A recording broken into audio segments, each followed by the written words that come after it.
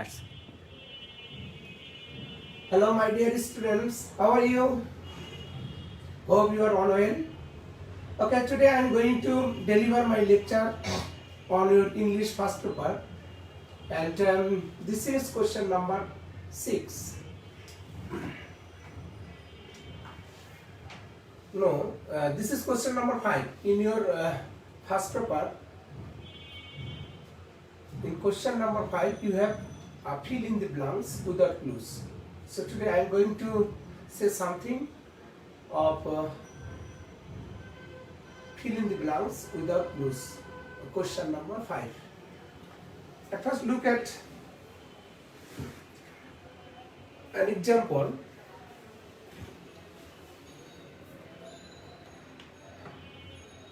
Yes, sir.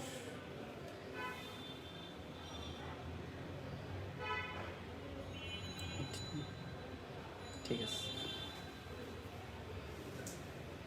Student politics dash the normal progress of a student. Student politics is the dot of a few but causes dash to many.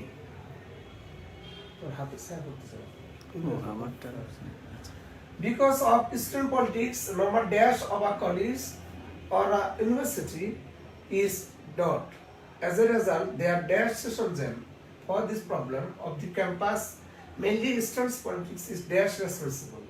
So we should be dash about the bad dash of student politics. Either we should dash student politics or we should bring about a positive change in this sector. So look at the first fill in the blanks. Student politics dot the normal progress of a student. Student politics, that's the normal progress of our students.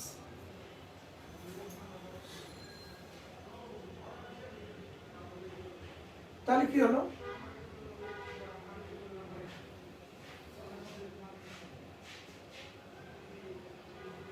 Student politics is, কারণ কোনো বাক্যে আমরা জানি ভাব ছাড়া বাক্য হয় না, তাহলে এখানে স্টে হচ্ছে মূল ভাব। Student politics is the normal progress of a student. তারপর কি হচ্ছে? Student politics is the dash of a few. Student politics is the dash of a few.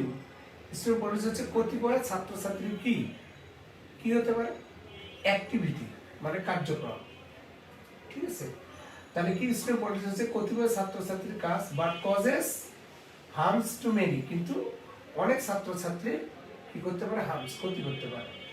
Because of student politics, এই স্টুডেন্ট পলিটিক্সের কারণে normal progress, normal মানে স্বাভাবিক যে অগ্রগতি, of college একটা মহাবিদ্যালয়ের অর ইউনিভার্সিটি কিংবা বিশ্ববিদ্যালয় ইজ হ্যাম্পার্ড।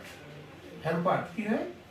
বাধাগ্রস্ত হয়। Look at here, here you have is and the answer is hampered. তাহলে কেন এখানে মূল ভাবটা আমাদের পাস্ট পার্টিসিপল হলো কেন? এটি হচ্ছে প্যাসিভ ভয়েস, আর আমরা জানি প্যাসিভ ভয়েসের ক্ষেত্রে মূল ভাবটা কি হয়? পাস্ট পার্টিসিপল হয়। এখন এটা যে প্যাসিভ ভয়েস আমরা কিভাবে বুঝবো?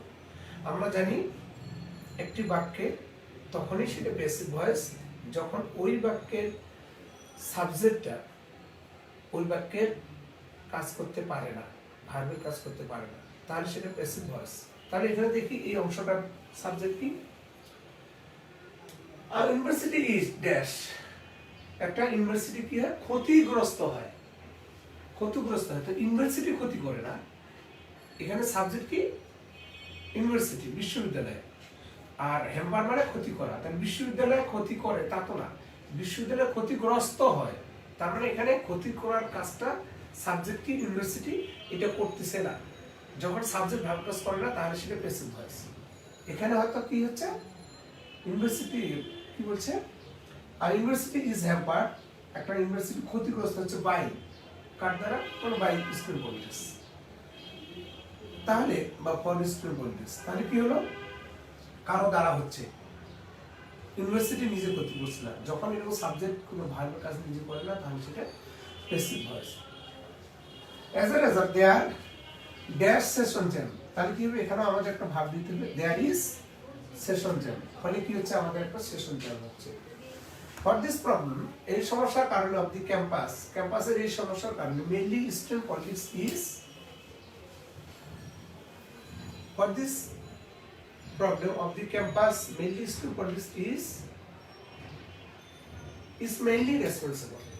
প্রধানত কি মেইনলি কি রেসপন্সিবল দায়ী।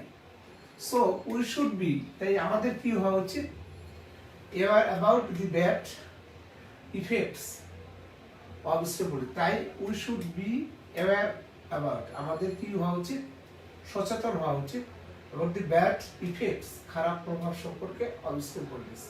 Either we should ban student politics, ban কি হবে, যে নাম্বার উত্তর হবে কি ban, হয় আমাদের কি করতে হবে, ছাত্র রাজনীতি বন্ধ করতে হবে, or we should bring about a positive change in this sector, কিংবা এই বিষয়ে অর্থাৎ স্টুডেন্ট পলিটিক্স সম্পর্কে আমাদের একটা পজিটিভ ইতিবাচক একটা পরিবর্তন নিয়ে আসতে হবে, যে স্টুডেন্ট পলিটিক্স থাকবে কিন্তু একটা ইতিবাচক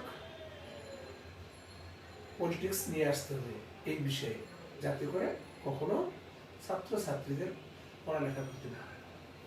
নাম্বার 2, আরেকটা উদাহরণ দেখো, তুমি এটার কাছেই লেখাটা নিয়ে একবার, যাতে ওরা বুঝতে পারে, কাছ থেকে নিয়ে একবার শেষ করো, তোমার হাতের এটা আসতেছে না, না ওটা ওই ল্যাপটপের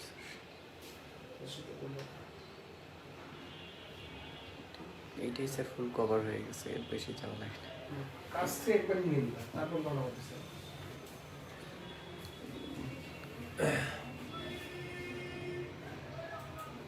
আসলে এটা উত্তরটা হবে তোমাদের 1 নম্বর,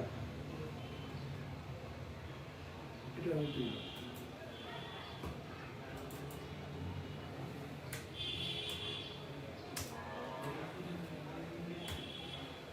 Number 2, there are many dash for which people in Bangladesh are not educated.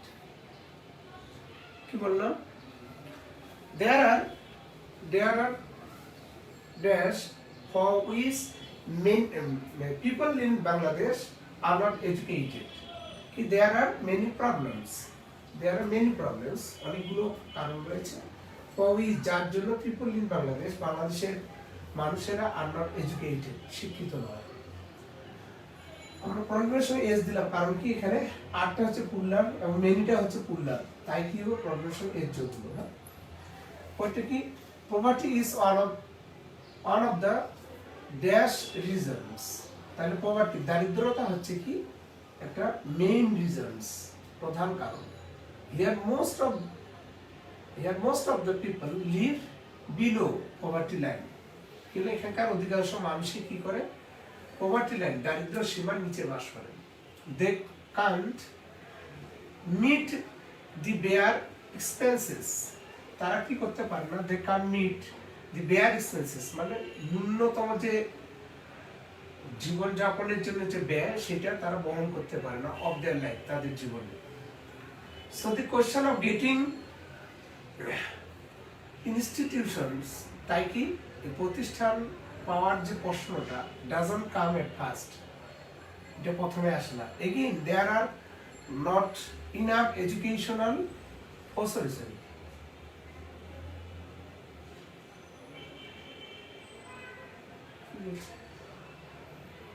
এখানে হয়েছে ইনস্টিটিউশনস, ভুল হয়েছে, গেটিং এক্সপেন্সেস, এখানে হবে এক্সপেন্সেস, ঠিক আছে, doesn't come at, again there are not enough educational institutions, এখানে হবে জি নাম্বারটা হবে ইনস্টিটিউশনস, ঠিক আছে তোমাদের নাম্বার। হ্যাঁ,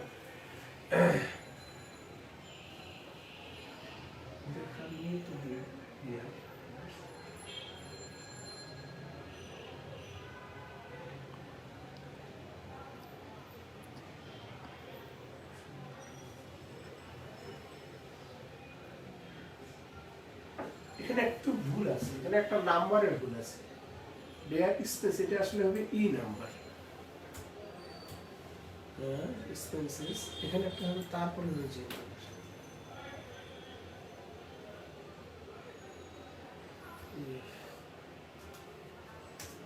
কি হবে, so the question of getting educated.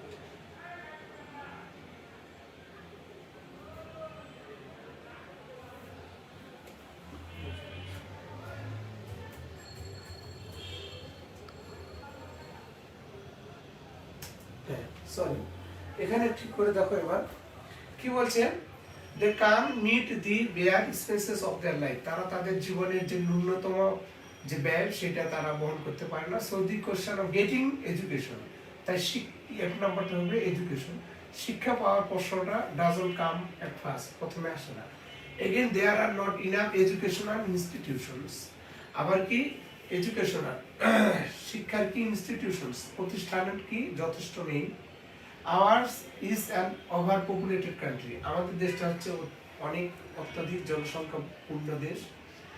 In respect to our population, আমাদের জনসংখ্যার তুলনায় the number of institution is very few, আমাদের শিক্ষা প্রতিষ্ঠানের সংখ্যা খুব কম। পলিটিক্যাল ক্রাইসিস, রাজনৈতিক ক্রাইসিস, দ্বন্দ্ব বা সমস্যা is also a major cause, এটা একটা প্রধান কারণ। মোস্ট অফেন, অধিকাংশ সময় there is class in the institutions, প্রায় কি প্রতিষ্ঠানে কি দেখা যায়, একটা ক্লাস সংঘর্ষ দেখা যায়। আরেকটাতে যাই, নাম্বার 3 কাছে না হলে একবার তারা বুঝলে দেখতে হবে।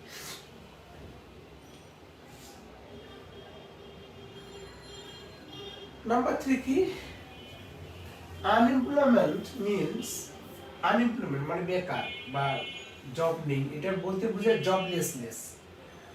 তাহলে কি বেকারত্ব বলতে বোঝায় জবলেসনেস, চাকরি না থাকা, which has a far reaching effect on the economy of a country, যেটা একটা দেশের অর্থনীতিতে সুদূর প্রসারী প্রভাব ফেলে। It brings sufferings, এখানে সাফারিংস এর বাদে তোমরা সরুস দিতে পারো, উজ দিতে পারো, অনেক অন্য শব্দ দিতে পারো, অর্থাৎ এই শব্দটাই লিখতে হবে তা নয়, ওয়ার্ড মিনিং এর সঙ্গে মিল করে বা বাক্যটির অর্থ বা প্যাসেজের অর্থের সঙ্গে মিল করে অন্য শব্দ দিলেও হবে, তবে গ্রামাটিক্যাল বিষয়টি খেয়াল রাখতে হবে যেটা ঠিক থাকে। তাহলে কি হলো, ইট ব্রিংস সাফারিংস বা সরস দিতে পারো, এটা কি নিয়ে আসে, দুঃখ নিয়ে আসে, টু দি ইন্ডিভিজুয়াল, কোন একটা স্বতন্ত্র ব্যক্তির ক্ষেত্রে এটা কি নিয়ে আসে, দুঃখ বয়ে নিয়ে আসে স্বতন্ত্র ব্যক্তির ক্ষেত্রে, as well as to the family, এবং পরিবারের ক্ষেত্রেও নিয়ে আসে। and crimes and terror to the society, এবং সমাজের ক্ষেত্রে ক্রাইমস অপরাধও নিয়ে আসে এবং টেরর ভয়ানক জিনিস নিয়ে আসে টু দি সোসাইটি, সমাজে। কারণ কি যখন কেউ জবলেস অবস্থায় থাকে, চাকরিহীন অবস্থায় থাকে, তখন তারা সাধারণত ক্রাইম করতে বাধ্য হয় বা ক্রাইম করতে এগিয়ে যায়, ওই দিকে ঝুঁকি নেয়। তাহলে কি হলো, তাই বলা হচ্ছে কি এরা কি করে, টেরর ভয়ানক কাজ করে টু দি সোসাইটি, সমাজের জন্য। So it is necessary to solve the problem, তাই কি হয়েছে, এই যে আনএমপ্লয়মেন্ট প্রবলেমটা, বেকারত্বের সমস্যাটা কি হয়েছে, ইজ নেসেসারি, প্রয়োজন দেখা দিয়েছে টু সলভ, সমাধান করা দি প্রবলেম, এই সমস্যাটা। টেকিং অল কি বলছে, নেসেসারি এফোর্টস, কি করতে হবে,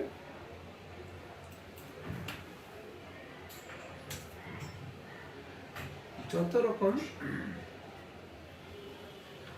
necessary efforts, taking all necessary efforts মানে প্রয়োজনীয় যত এফোর্টস, প্রচেষ্টা আছে সেগুলোকে কি করতে হবে, গ্রহণ করতে হবে।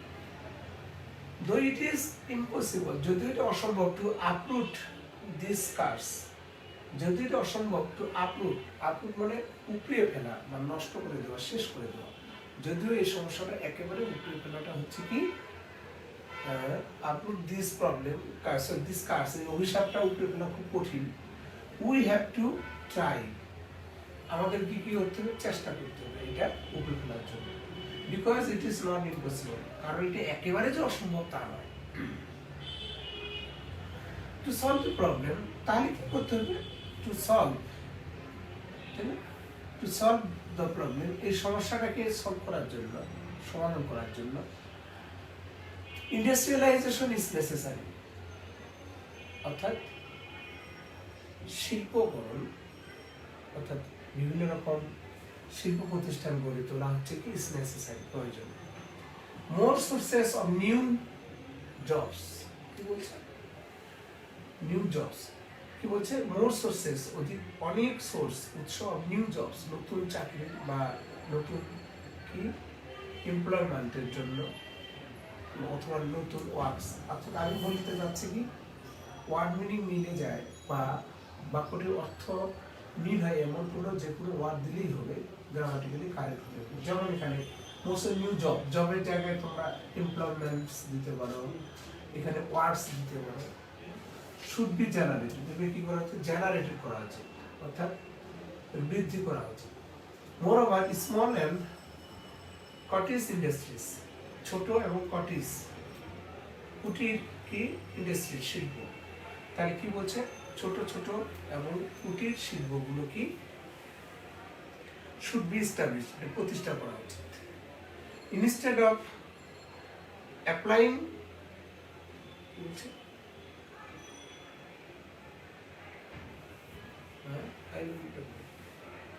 instead of applying for job in offices, they should engage themselves in small business and firms where government should help them by dash. হ্যাঁ ঠিক আছে, এটা হবে আসলে এটা GH, এটা হবে I নাম্বার। তারপর হবে যে নাম্বার কি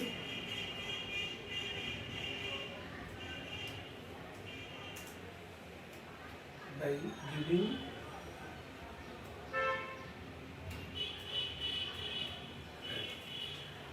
কি বলছেন instead of applying for job in offices, অফিসগুলোতে কি নামটা চাকরির জন্য অ্যাপ্লাই করার পরিবর্তে they should engage themselves, তাদের উচিত engage নিযুক্ত হওয়া নিজেদেরকে in small business, ছোট ছোট ব্যবসায় and ফার্মে খামারে, where government should help, যেখানে সরকারের উচিত সাহায্য করা তাদেরকে by giving interest free loan, তাদেরকে লোন অর্থাৎ ঋণ ইন্টারেস্ট ফ্রি অর্থাৎ সুদ মুক্ত ঋণ দেওয়া উচিত সরকারের। আরেকটা দেখি আমরা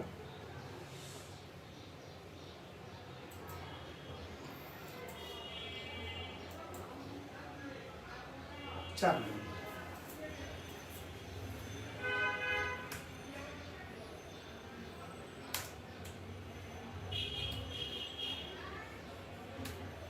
কি হলো হ্যাঁ the Great Wall of China is the largest defense fortification,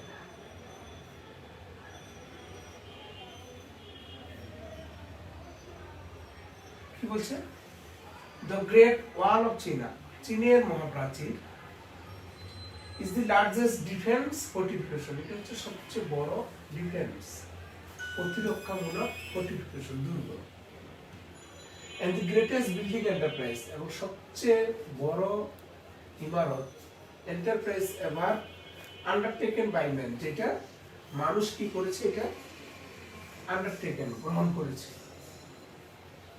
আচ্ছা এটা যেন কি হলো এখানে আমাদের কি আন্ডারটেকেন মূলভাবটা পাস্ট পার্টিসিপল করা হলো, কারণ এটা কি প্যাসিভ ফর্মে আছে। পাস্ট পার্টিসিপলের নিয়ম অনুযায়ী কি হলো পাস্ট পার্টিসিপল হলো বাই ম্যান, মানুষের দ্বারা যেটা করা হয়েছে। there is a unique wall, this is a unique wall, এটা হচ্ছে একটা ইউনিক ওয়াল। ইউনিক মানে একটা স্বতন্ত্র দেয়াল, একটা বিশেষ বৈশিষ্ট্যের একটা দেয়াল। এখানে একটা জিনিস লক্ষ্য করো, ইউ আছে ভাউয়েল আছে কিন্তু তার আগে এ হলো, কারণটা কি এই ভাউয়েল ইউ এর উচ্চারণ যদি আমাদের ইউ এর মতই করা হয় তাহলে তার সামনে এন না হয়ে এ হয়।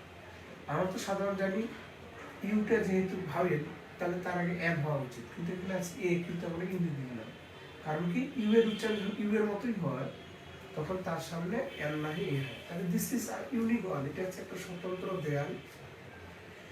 Ranges from the gov of চীনা টু কানসু প্রভিন্স, কি বলছে রেঞ্জেস যেটা ব্যাপ্তি, অর্থাৎ এই দেয়ালটার ব্যাপ্তি কোথা থেকে কোথায়, ফ্রম দি গাভ অফ চীনা, চীনা উপসাগর থেকে, তাহলে কি চীনা উপসাগর থেকে কি হলো to Kansu province, Kansu province পর্যন্ত, প্রভিন্স মানে হচ্ছে প্রদেশ, অর্থাৎ চীনা উপসাগর থেকে কানসু প্রভিন্স পর্যন্ত প্রদেশ পর্যন্ত এটা সীমাবদ্ধ বা ব্যক্তি বা ছড়িয়ে রয়েছে। The dash of this wall, the height মানে উচ্চতা। এখানে দেখো এটা হাইট, এটা নাউন লিখেছি। হাইট মানে হচ্ছে উঁচু, অ্যাডজেক্টিভ, কিন্তু এখানে হাইট লেখা হয়েছে যেটা হচ্ছে উচ্চতা।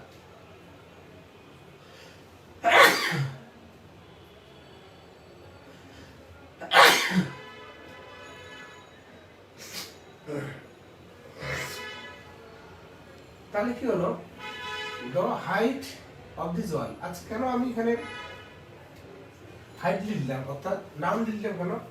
কারণ এখানে আছে আর্টিকেল, আর আমরা জানি আর্টিকেলের বলতে গেলে নাউন হয়, তাই হাইট না লিখে কি লিখেছি, হাইট লিখেছি। কারণ এটা কি আর্টিকেলের পরে নাউন হয় বা নাউনের আগে আর্টিকেল হয়, সেই কারণে। তাহলে দি হাইট বা উচ্চতা অফ দিস ওয়াল, এই দেয়ালটির উচ্চতা, ড্যাশ ফ্রম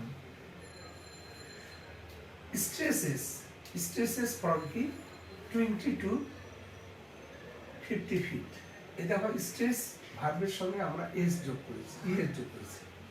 কারণ কি এটা যেহেতু একটা সাধারণ সত্য ঘটনা, সেই কারণে বাক্যটি প্রেজেন্ট ইনডেফিনিট টেন্স। আর প্রেজেন্ট ইনডেফিনিট টেন্স হওয়ার কারণে সাবজেক্টটা যেহেতু singular number, third person singular number, তাই ভার্বের সঙ্গে আমাদের কি এস বা ইএস যোগ করা হয়েছে। এখানে অবশ্য একটা জিনিস লক্ষ্য করো, দ্য হাইট অফ দিস ওয়াল, দুটি সাবজেক্ট রয়েছে, একটা দি হাইট উচ্চতা, আর দিস ওয়াল এই দেয়াল। দুটি সাবজেক্টের মাঝখানে আমাদের যদি অফ থাকে বা কোনো প্রিপজিশন থাকে, তাহলে প্রথম সাবজেক্ট অরিজিন ভাব হয়। প্রথম সাবজেক্ট কি, দ্য হাইট, এটা থার্ড পারসন সিঙ্গুলার নাম্বার, তাই স্ট্রেস সরিয়ে থাকা, এই third person singular number subject হওয়ার কারণে ভার্বের সঙ্গে আমাদের এস বা ইএস যোগ করতে হবে। তাহলে কি হলো, the height of this wall, the height of this wall, এই দেয়ালটির উচ্চতা আর এই স্ট্রেসে সরিয়ে রয়েছে from 20 to 50 feet, 20 ফিট থেকে 50 ফিট পর্যন্ত।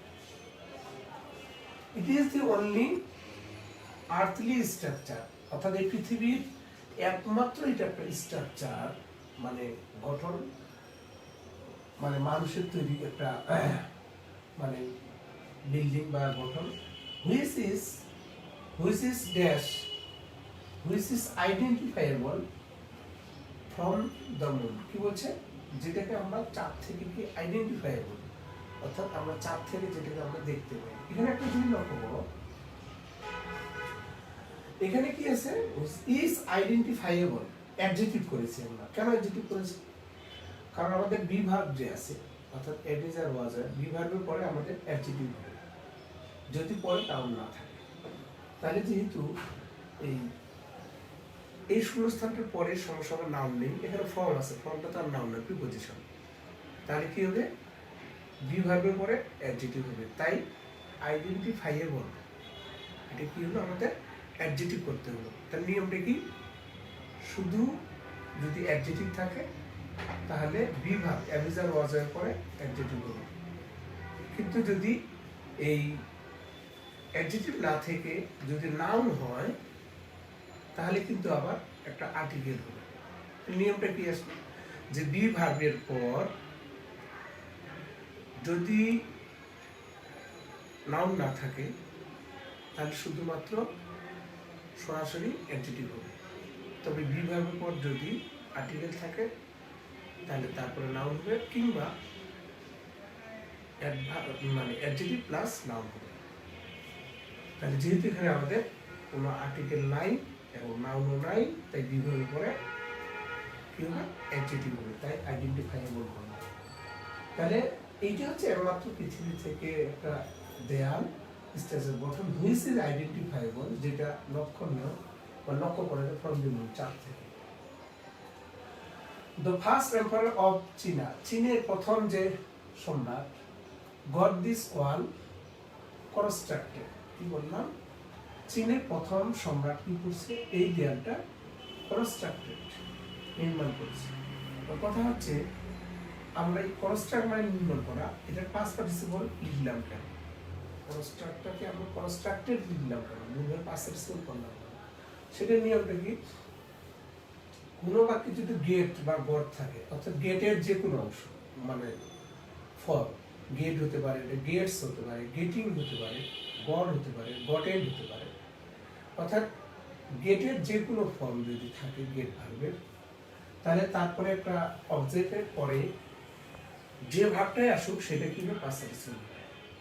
তাই কনস্ট্রাক্টের পাস্ট পার্টিসিপল কি কনস্ট্রাক্ট। আবার বলি, গেট ভার্বের যে কোনো ফর্ম থাকুক না কেন, গেট হোক, গেটিং হোক, গেটস হোক, গেটিং হোক, গড হোক, গটেড হোক, এরপরে অবজেক্টের পরে কোনো ভার্ব আসলে সেটা সবসময় পাস্ট পার্টিসিপল হবে। তাই কনস্ট্রাক্টটা কি হলো, কনস্ট্রাক্টেড হলো with a view to defending China from the attack of the Huns. তাহলে কি, হুন নামক একটা জাতি থেকে, জাতির আক্রমণ থেকে চীনকে ডিফেন্ড রক্ষা করার জন্য, উইথ এ বিউটিফুল জন্য বা কারণে কি করা হয়, এই চীনের প্রথম সম্রাট কি করেছিল, এই দেয়ালটি নির্মাণ করেছিল। তো কথা হচ্ছে ডিফেন্ডিং আইএনজি হলো কেন, কি বললাম আইএনজি হলো কেন, নিয়মটা হচ্ছে কি with a view two, with a view two পরে যে ভার্বই আসুক সেটা আইএনজি হবে। উইথ এ ভিউ টু পরে যে ভার্বই আসুক সেটা আইএনজি হবে। তাহলে এতক্ষণে আমরা কি বুঝলাম, যে শুধুমাত্র শূন্যস্থানে কি শব্দ সেটা জানলেই বা দিলেই হবে না, গ্রামাটিক্যাল অনুযায়ী সেটা দিতে হবে। আমরা ইতিমধ্যে এখানে আমরা দেখলাম অনেকগুলো গ্রামাটিক্যাল নিয়ম। যেমন প্রথমটা কি হলো, আমাদের এটা নাউন হলো। কেন নাউন হলো, কোডিফিকেশন। এটা নাউন হলো কারণ কি, এখানে আছে আমাদের একটা বিভাগ, তারপর আছে আর্টিকেল, তারপর লার্জেস্ট অ্যাডজেক্টিভ, তারপর ডিফেন্সটা হচ্ছে নাউন, অ্যাডজেক্টিভ সরি। তাহলে কি হলো, এরপরে নাউন হয়। সবচেয়ে কথা হচ্ছে বিভাগের পরে আর্টিকেল থাকলে এরপরে নাউন হয়। তাই কি হলো, এটা কিন্তু আমরা নাউন করছি। এটা কিন্তু এমনি না, এটা একটা গ্রামাটিক্যাল নিয়ম। তারপর এটা আন্ডারটেকেন, পাস্ট পার্টিসিপলের নিয়মে আন্ডারটেকেন। এইটাও আমরা ইউনিক করলাম, এ থাকার পরেও আমরা ইউ লিখেছি কারণ এটা ইউ এর মতো উচ্চারণ। তাই রেঞ্জেস, এটা একটা গ্রামার, এটা একটা নাউন, এটা ভাবের সঙ্গে এর যোগ, এটা আর্টলি। তাহলে দেখো প্রতিটা কিন্তু একটা গ্রামার অনুযায়ী হয়েছে, শুধু শব্দগুলো বসিয়ে দিলে হবে না। এক্ষেত্রে তোমাদের বলি, তোমরা যখন এই ইংলিশ পাঠ্যক্রমে যে কোশ্চেন নাম্বার 5 নম্বরে এটা আসে, fill in the blanks with the clues, সেক্ষেত্রে তোমাদের শব্দ কি সেটা শুধু জানলেই হবে না, কোন সংস্থায় কোন শব্দ হবে এটা শুধু জানলেই হবে না, শব্দটা কোন ফর্মে বসাতে হবে, গ্রামাটিক্যালি কি করতে হবে, এটা নাউন করবো নাকি ভার্ব করবো না অ্যাডজেক্টিভ করবো না অ্যাডভার্ব করবো, সেই অনুযায়ী তোমাদেরকে সেটা বসাতে হবে। তাহলে আজকের জন্য এখানেই শেষ। গুড বাই, সবাই ভালো থাকুন, আবার দেখা হবে। ওকে, থ্যাংক ইউ।